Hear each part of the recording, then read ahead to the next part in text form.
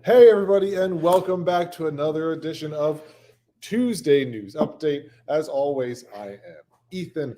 This is, I think we said one time, wish.com, Mr. Rogers with, the cardigan, Lee. And we are here to bring you all of the fantastic news that Elk River has going on.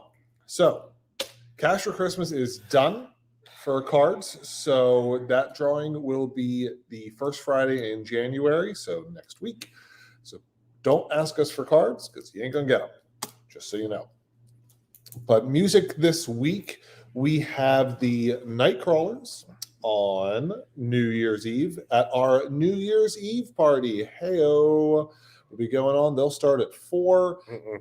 Not 4, 7. Wow, that would have been bad. They'll start at 7. Why did I think 4? Start at 7. They'll be going on for a while. That's where I was going, and I got lost. Cool. Good thing we're not professionals. And then on Saturday the 1st, we will have Jimmy, 7 to 10. So come on out, check them both out. We will have a special unveiling, as it were, at midnight on the 1st. So New Year, when the ball drops, we're gonna do a special toast. I'm not gonna tell you what it is. You'll find out if you show up. Hey, keeps you coming in and keeps you guessing. This week on Wednesday, we have music video bingo. Oh, we are cool guys. Thank you, Darby. I mean, one of us at least. It's me. Get out of here. No one thinks that. You said it. I didn't. I stopped myself. Okay. I didn't say it. All right. Whatever. But it's music video bingo this week with Jeremy and Gracie. Way to do your job, Lee, and be unprepared for things. So come on in. The dog's really good. Jeremy's bald. It'll be an event. We'll have fun with it. We're going over the New Year's Eve party, whatever that stuff. Weather this for the next couple of days. Oh, okay. I'm getting there. Okay. Today's going to be a high of 50, low of 40. Tomorrow, it's going to be a high of 51, low of 43. So dress accordingly. Hey, Cody. Good. Hey. Your brother thinks you're cool. So have that. It's like having your mom follow you and think it's the best event.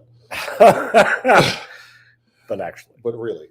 So also starting next year, so starting next Tuesday, it would be, we're going to start our Drinking Across America series. So we're going to try to pull a different whiskey or bourbon from all of the 50 states plus DC and maybe another territory or two if we can find it, to see what we can do best for that. There will be a month that we don't do any of that, and that will be April. March. Forgot when St. Patrick's Day was. I don't care about it. I'm Italian. We don't care about that.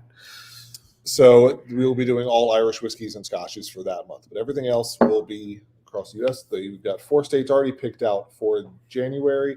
That is, and I'm going to mess these all up, Alabama, New Jersey, Minnesota, and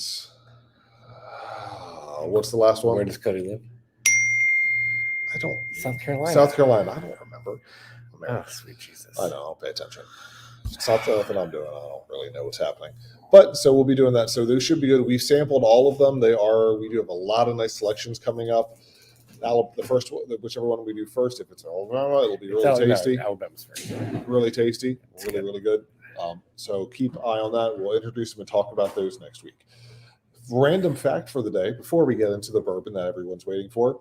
In World War II, bourbon distillers, we'll get there, Cody. Bourbon distillers started producing penicillin, which had been discovered 15 years earlier, to send overseas to help save servicemen and people injured over there. So much like they are doing now with hand sanitizer to help in pandemics, they did everything else to help out back then. So good on you, bourbon. Not just making the day better, but also saving lives. Everyone thought it was medicine just for colds. Found out we have something else going on. So without any more of me, floundering around, more gilding the lily and all that kind of stuff, today's bourbon, we are finishing up our Woodford line. So this is the Woodford Reserve Double Oak.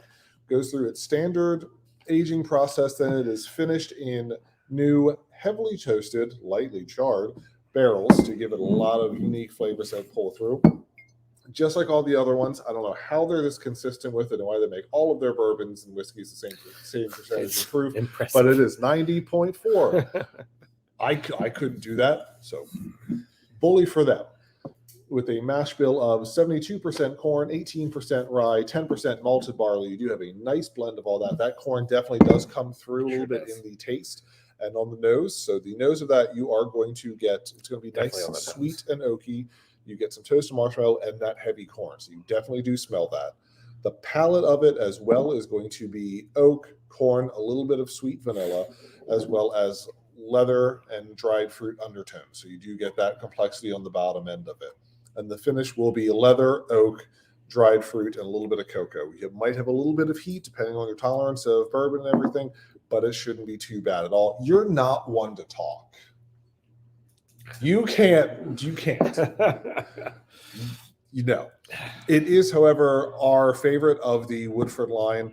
It is really, really tasty. You guys are in for a treat with this one. Look forward to having Always on my everyone shelf come at out. home. Always on Lee's shelf at home. It is always on my drinking list when I go to Lee's house. So there's that. I don't necessarily buy it because he has 17 bottles. Don't need to. So we look forward to seeing you guys tonight. Come on out. Enjoy the day. Salud.